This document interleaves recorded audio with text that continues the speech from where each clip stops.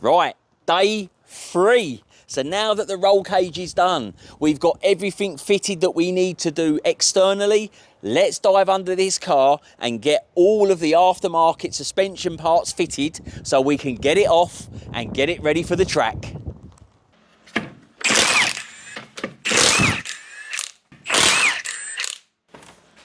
So, first things first, we've got the wheels coming off.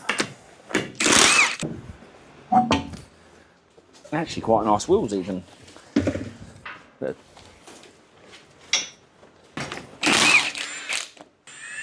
And likes the thunder. Sounds like a real garage. It feels like F1, doesn't it? Yeah, hell yeah. Right, that's that. With the S2000, it comes with the double wishbone suspension. And if I show you what that means by double wishbone. So basically what you would have is almost like a chicken bone. And this supports the top part of the hub, and then you've got one on the bottom which is supported by the lower arm. So this is what is classed as a double wishbone suspension setup. What's really nice about this is we will be replacing the shock absorbers for coilovers. We will be hopefully replacing all of these bushings in here. We have got an anti-roll bar also. Lots of this is actually covered in a lot of undersill, so hopefully this all comes apart easy enough. We've got new discs and pads.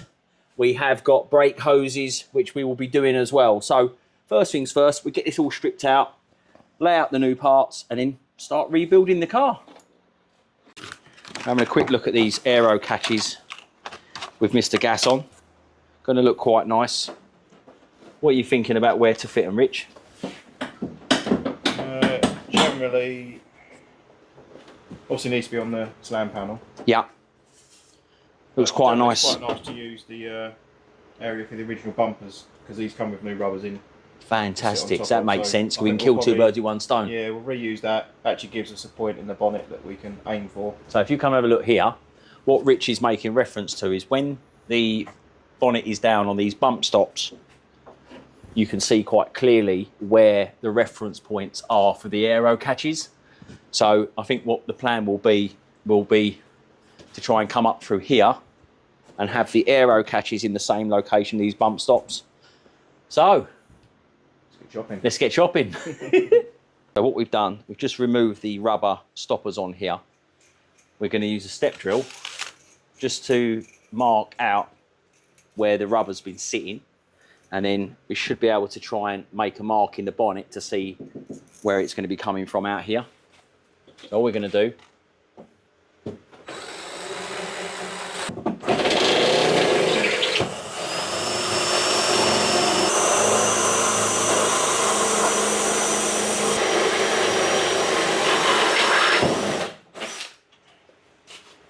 that's it.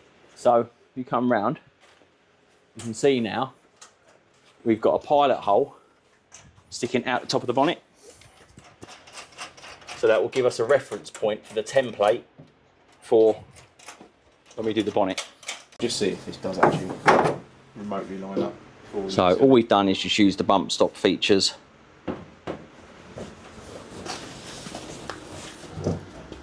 We need to go a bit bigger on the hole. Yeah. Up to the next size.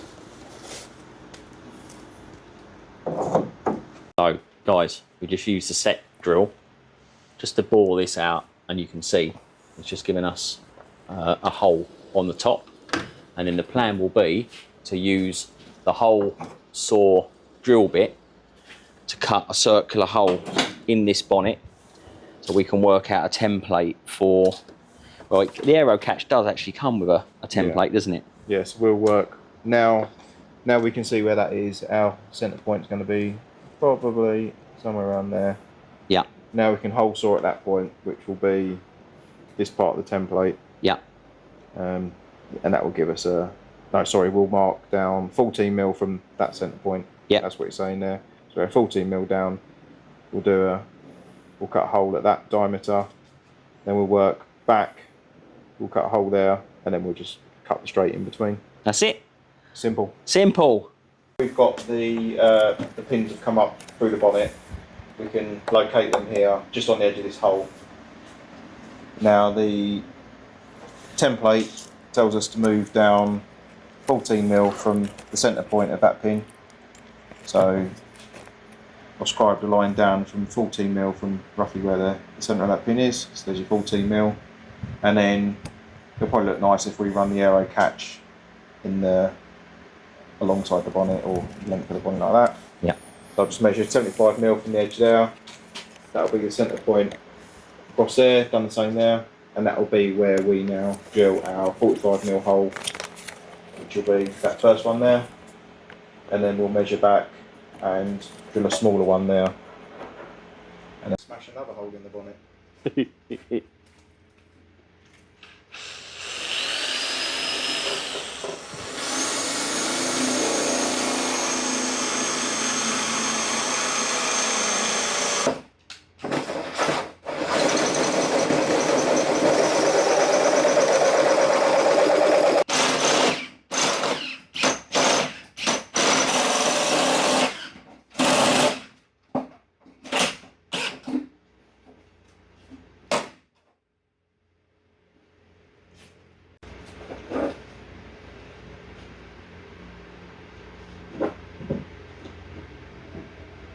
I'm just going to mask up the aero catches. Next template. Making the template. A bit of masking tape there.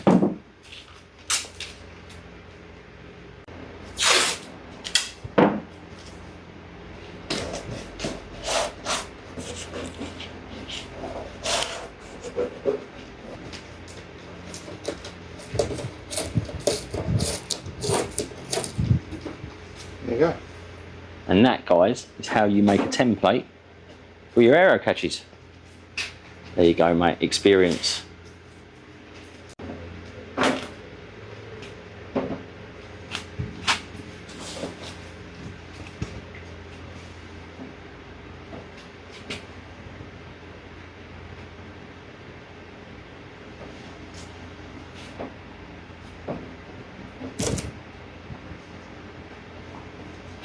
So, put the template on, know where and how far we want it up the bonnet, because Rich has made the measurements on there. So, time to start nibbling.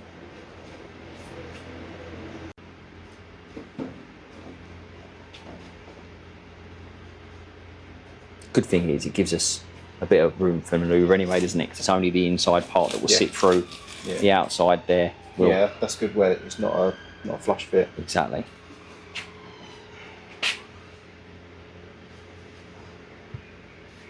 So top tip there, guys, with the masking tape.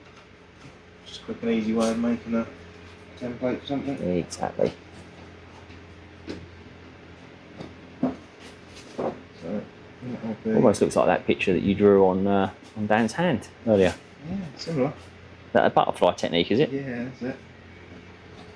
And that'll be where we cut. Lovely. Let's get cutting. So now that Rich has marked out, we've worked out, we need about 30mm on here to cut this section out. So just take it nice and easy. Just hope that this stays on point.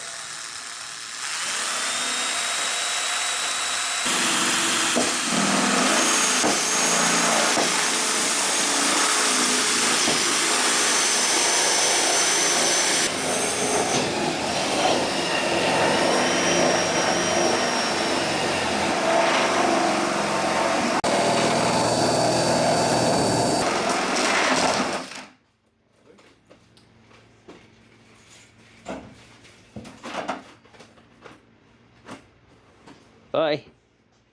Good job.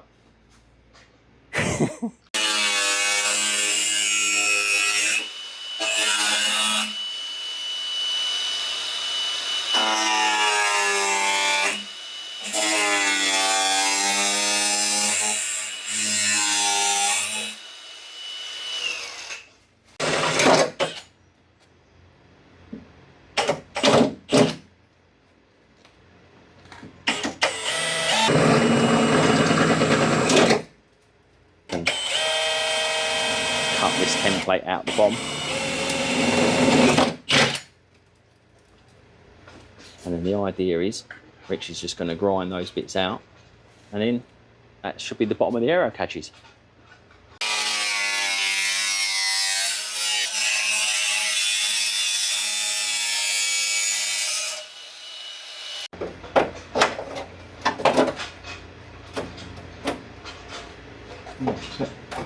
So the plate on the bottom now retains the nuts that we'll bolt into.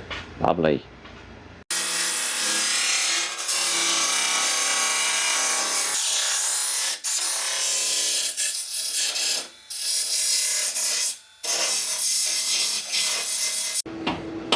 Oh, that is the trial fitment of the catch. Some adjustments on that. Need some adjustment. That will come through. And it'll just be a case of adjusting where we want it to adjust. And then that will be how it will look on the front, both sides. So they'll just now drill in the holes for the catch. And then what will happen is the plate underneath will screw through into that. So just literally now. It's a 5mm drill bit, which then we will have that in there, and that will screw through into there.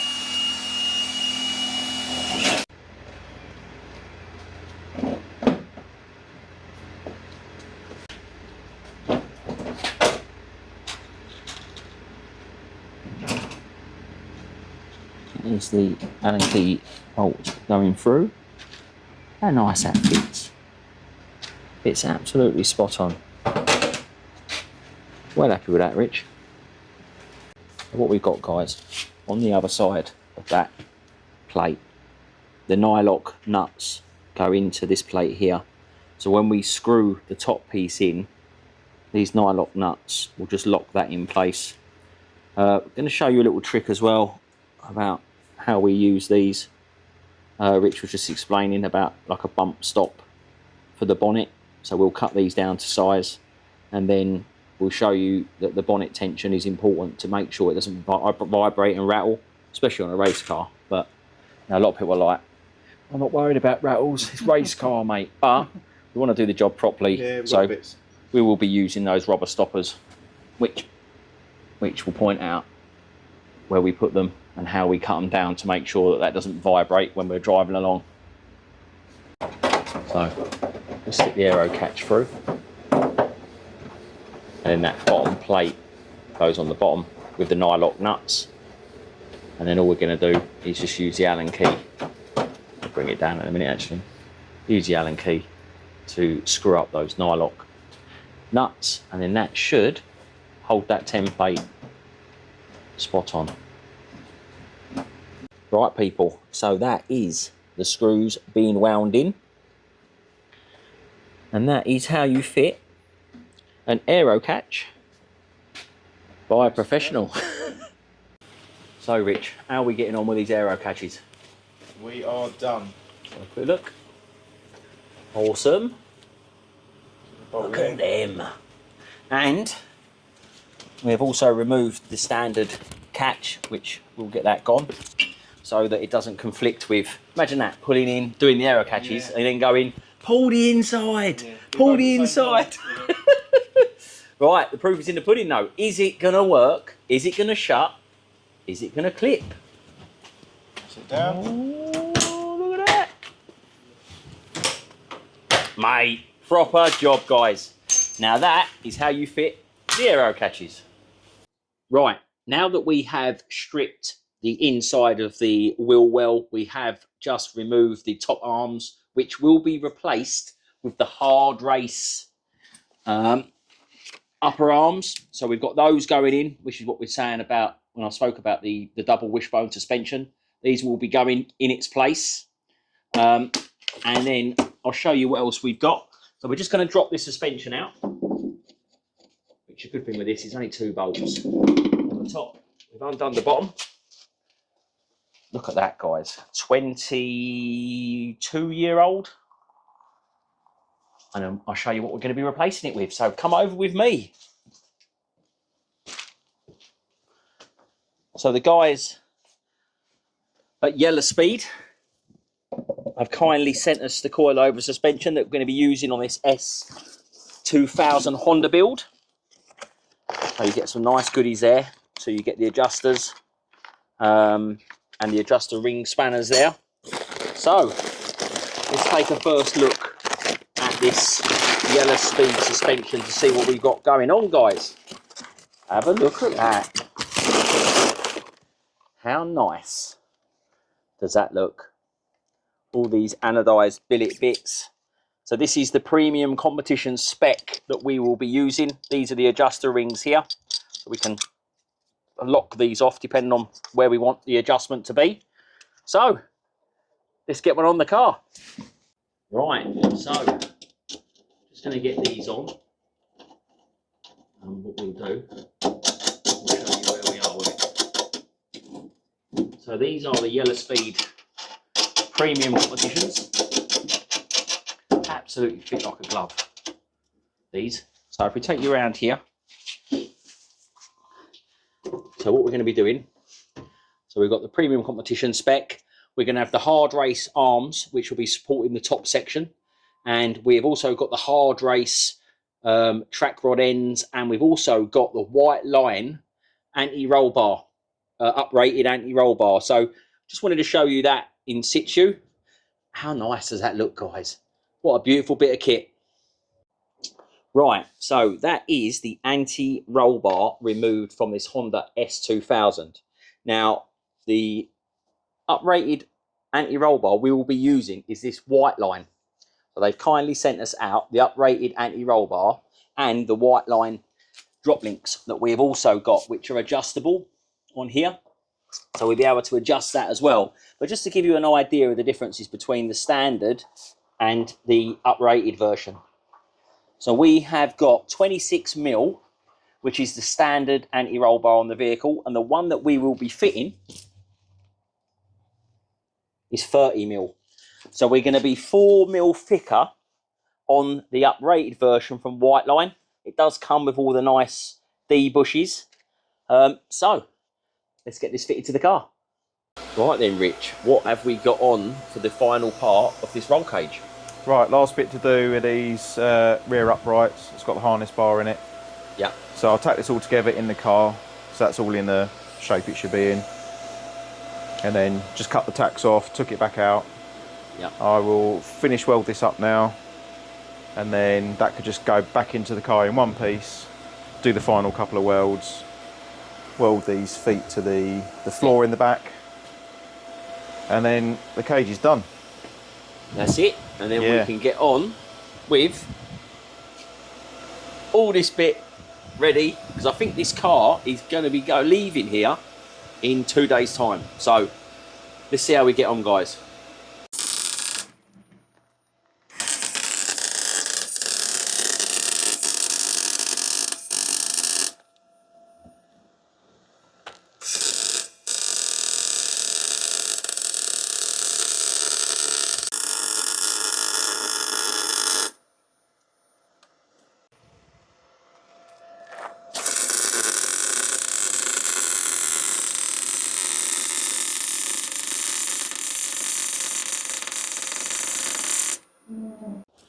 Right, so most important part about having a race car is the fact that we are going to be having a plumbed in fire extinguisher. This one says capacity 4 litres, so the 2 litres probably going to be the handheld one, isn't it, that they use? Yeah, probably would be, yeah. So with a plumbed in one, this is going to be a 4 litre fire extinguisher setup, which this is not going to have a passenger seat. So the placement for this will go into the passenger footwell. And then, Rich, what's the idea? So we've got potentially 4 nozzles.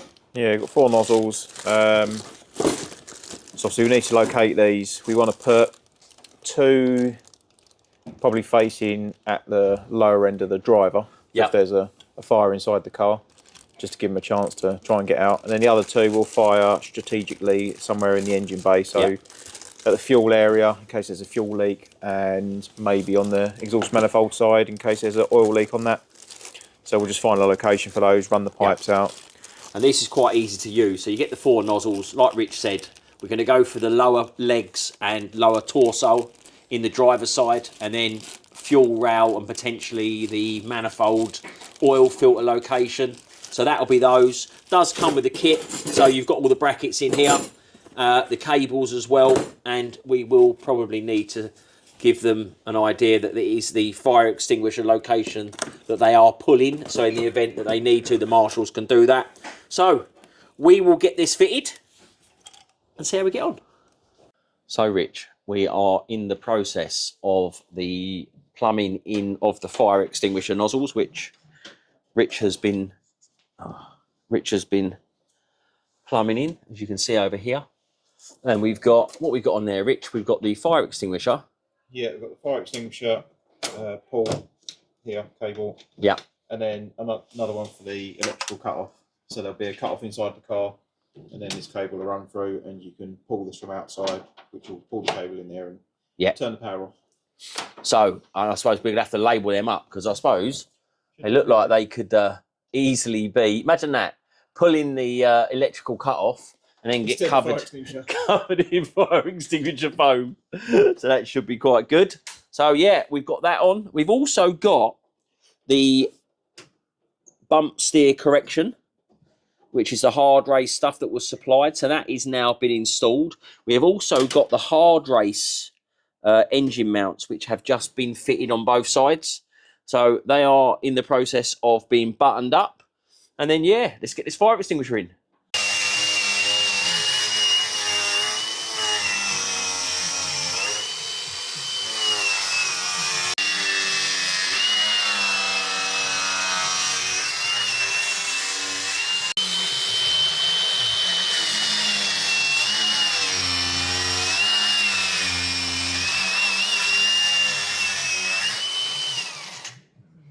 Cutting up an S2000 dashboard. Right, so we are currently marking up the dash so we can get it round this roll cage, which, to be fair, because it's such a monster cage, it's taking a little bit of work here to make sure it doesn't look like a complete abomination. We want it to look, sensible, really, don't we? Yeah, it's got to look nice.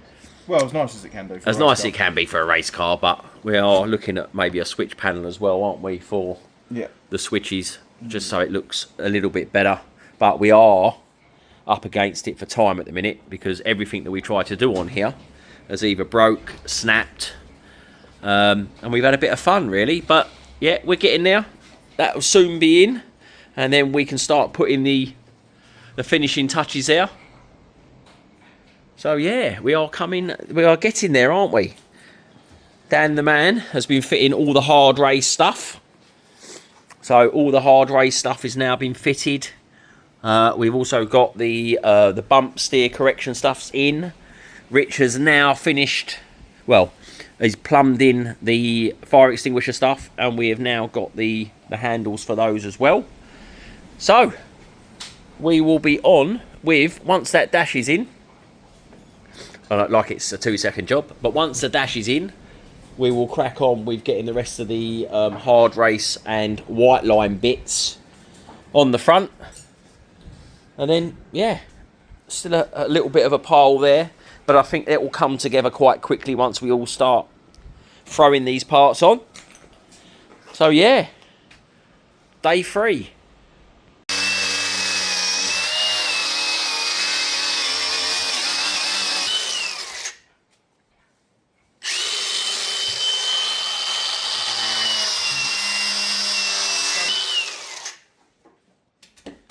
There we go. The hot plastic. Yeah, she's hot.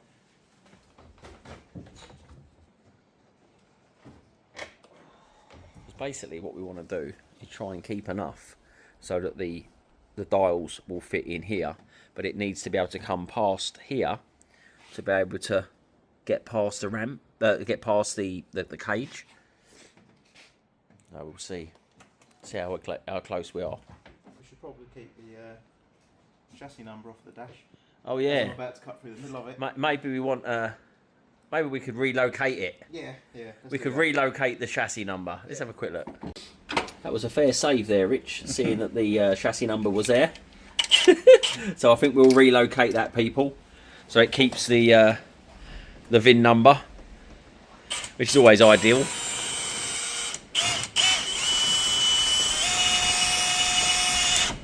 What are you thinking? Stick it in the window? I think so, yeah.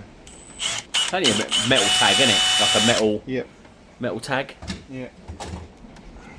I wonder if we could tack it in. Mind you, it'll have a chassis number anyway, won't it? Yeah.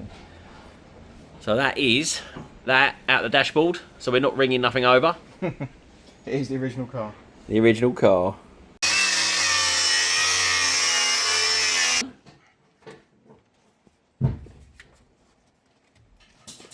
So that gets a bit warm, doesn't it? It's a bit warm. As you found out. Yes, I did. Bit of it went down me t-shirt sleeve and warmed my armpit up for me. And you screamed. No, that's because someone stood on my foot. Right then, so we are coming to the end of this build, and the final piece of the jigsaw will be, once we've fitted the discs and pads, the HKS exhaust system. So no race car would be complete without a decent exhaust system, and we all know that HKS are up there with one of the best. You know, we've used lots of HKS products in the past, and it just works. Everything about it works. I think I had a HKS Super Dragger on the Evo back in the day. It was like, I was like the man. Is it nice? Yeah. Now you can't get on any track in the world with one because it's just too loud. So we've got spark plugs, fantastic. So HKS spark plugs, which is great. Happy about that. And then we've got this beautifully made exhaust. So that there being the middle part, but look at how beautiful that is made. But the workmanship on that is absolutely beautiful. But everyone in the video will want to see what tip we are going for. Bearing in mind this has got a twin exhaust and we're going for a single exhaust. So let's get it out and show everybody what we have got for this car. Have a look at this. So we have got the burnt tip. The burnt tip option from HKS. This is a single exhaust from what the car would have come with naturally would have been a twin exhaust. So massive shout out to HKS. Have a look at the quality on that, Dan. That's beautiful. So we'll get this fitted and let's see what it looks like. Okay, so that is the majority of the suspension parts fitted now. So we have got the Whiteline anti-roll bar fitted. That is 30mm. I think the standard one on there was 26. We have got the Yellow Speed, the premium competition shock absorbers fitted. We have got the Hardrace upper control arm. We have got the Hardrace adjustable drop links. So we've got adjustment on here on the top arm. We have got adjustment on the anti-roll bar. We have got the hard and soft dampening on the suspension. So this is all going to be, you know, ready to race basically. We have got some discs and pads going on. I think we've got a Hawk going on the front. So we're just going to start fitting these up now. Shout out to Hell as well, because we've got a full set of the Hell brake lines. And to be honest, they're so beautifully made. Everything just went together really, really well. And as all of it has. So the only thing we had a little bit of trouble with was trying to get that anti-roll bar in the right place, because it's quite a heavy piece. And then trying to get the bolts to line up, because it's very easy to cross-thread those bolts due to the heaviness and the awkwardness of trying to get it, because it is quite a heavy piece of kit. So I'm definitely thinking this car is going to be really rigid. So it's exactly what we need. So we'll get the discs and pads fitted on here, and then we've got some new wheels to show you with the new Yokohama tyres, which is the controlled tyre for the series. Who doesn't love Japanese, well, any exhaust bolts that look like that, guys? So we are going to be trying to fit the HKS exhaust single from a twin, and looks like we're going to have some fun here. We've got 3 bolts here and they look like they've seen better days. So I think we're going to be getting the heat on that, the wire wheel, and let's see if we can get them out. Then Dan, so very important part of having a race car is the ability to shut the vehicle off in the event of an emergency. Now, it was important for us to make sure that we had a switch panel that was accessible for both in-car and externally. So Rich Gasson, our fabricator, had come down and put this panel together for us. And then it was over to our team electrician here to get the safety cut-off working. And as you can see what he has done, this is not a 2-second job, because there is, as you will see on the instructions here, look at that, it is not just a simple battery cut-off, because the car can potentially run on in the event that the ignition is switched off, Dan, can't it? It certainly can. If you shut off or take off the battery terminals, Yeah. and when the car is running, the alternator will continue to be generating voltage. Yeah. And then that will then backfeed and keep everything alive on the car. So although you want to isolate the battery for this switch, or for someone else to isolate for the switch, what you need to do is also then isolate a circuit, which is for the ignition coils or injectors or whatever. I went for a circuit off the back of the ignition switch on this car. But you can see, guys, look how neat. And Dan, then that cable was not cheap, was it? That was like 18 quid just for some cables. And that's without the connectors.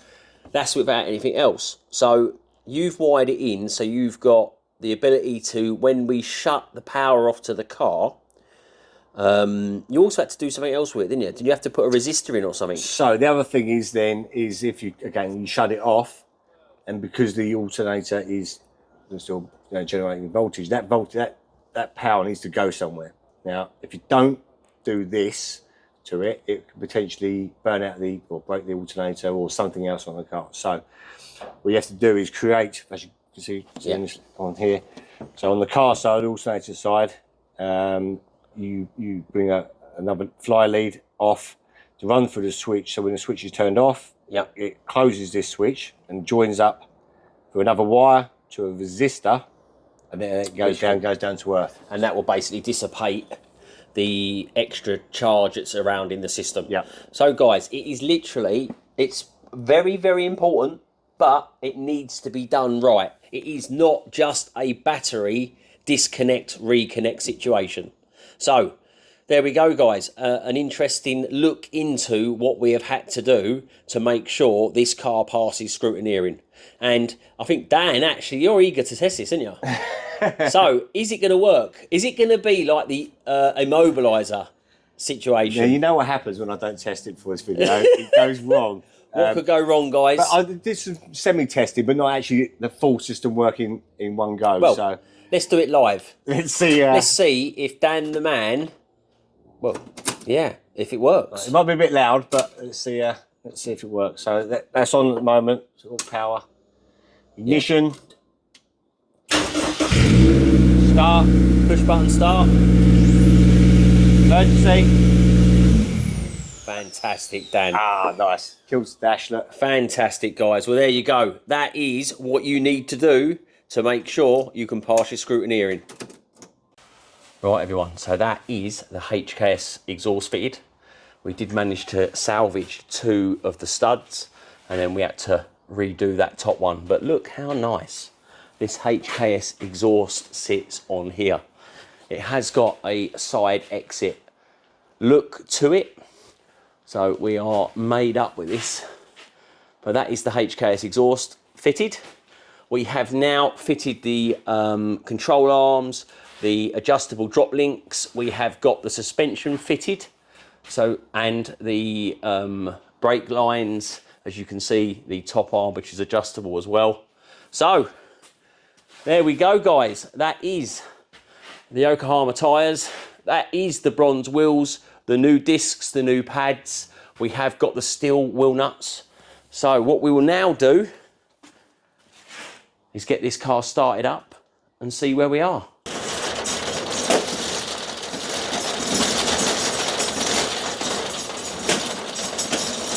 I don't ever slow up, no I don't take shit. I got no love for the fakeness. If you wanna play tough and wanna hate this, I'll always show up.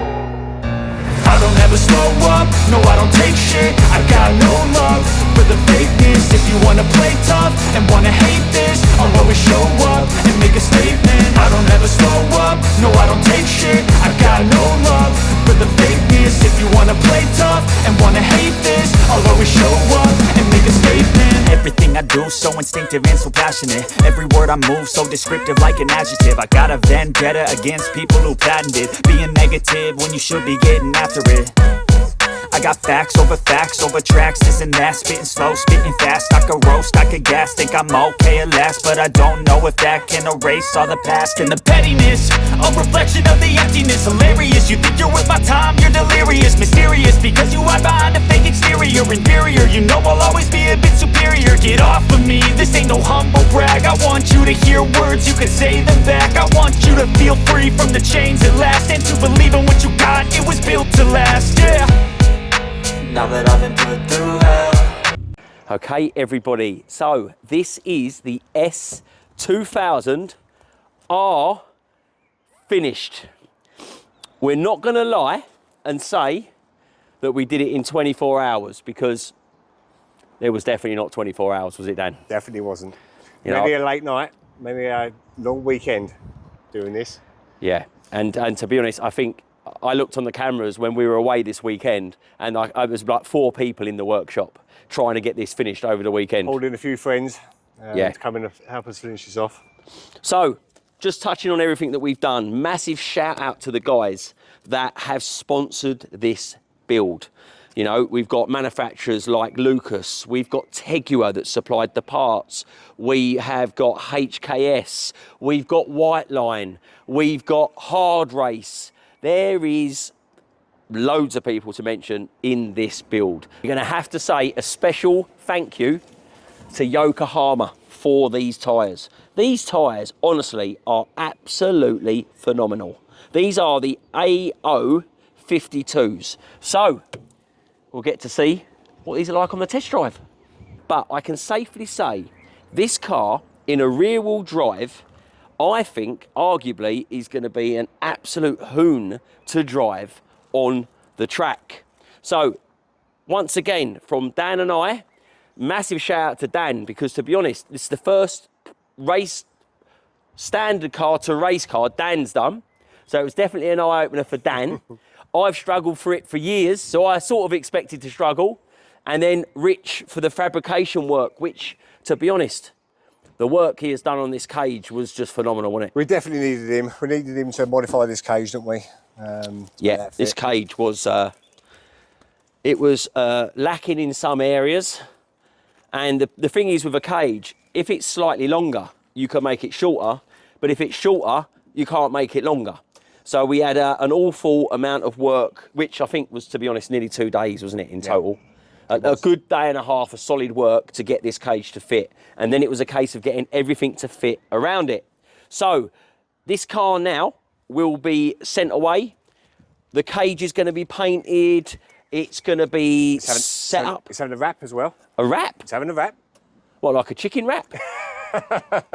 I'll cut that bit out, or will I? No, you won't. I won't cut it. I won't cut it out. We don't cut stuff out.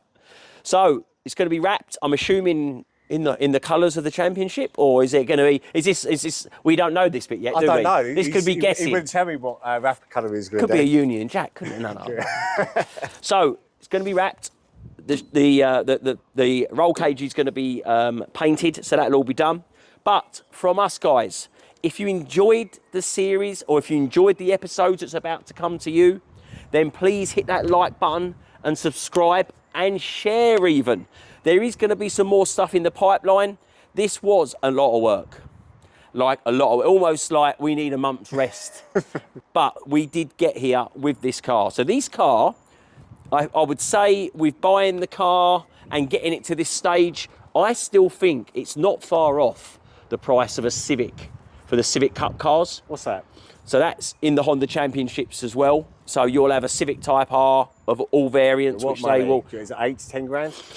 Yeah, I think buying one of those and then doing it, I think you can look on Race Cars Direct, you can get one for about 15 grand, all done, ready to go. So I would say this is not far different to that sort of money, which if you know anything about a race car in a race series, that is budget racing. So anyway, guys, we're going to leave it on that note. I'm really pleased that you joined us. Hopefully you're going to take some humour from the build, because we did have a lot of laughs. It was fun. Hopefully people won't take it too seriously, the laughs that we had. So, guys, we will catch you on the next one.